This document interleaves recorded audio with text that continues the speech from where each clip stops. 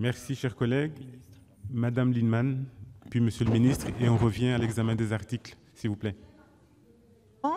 Pour rappeler qu'il y a manifestement le gouvernement un problème avec ces rapports. Parce que normalement, quand on met en place un système de rapport, c'est qu'on pense que le rapport va avoir des conclusions intéressantes qu'on va plus ou moins prendre en compte. Il arrive bien sûr que tel et tel point ne soit pas repris. Enfin, je constate qu'on fait le rapport Borloo pour dire que de mal blanc, c'est mal parti pour faire des propositions concernant les banlieues, et on n'en tient pas compte. Bon, on a le rapport Taché qui n'a pas été non plus suivi d'un effet considérable. Et puis, il y a les rapports dont on dit non, non, vous inquiétez pas. Et en général, c'est ceux qu'on ne rend pas tellement publics.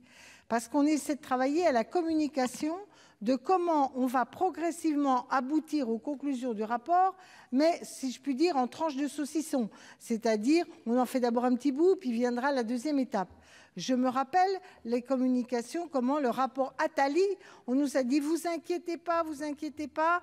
Nicolas Sarkozy avait dit « je ne prends que quelques éléments ». Et j'ai vu la haute fonction publique française, quels que soient les gouvernements, nous ressortir ce que ces hauts fonctionnaires si compétents avaient pensé comme étant l'avenir du pays.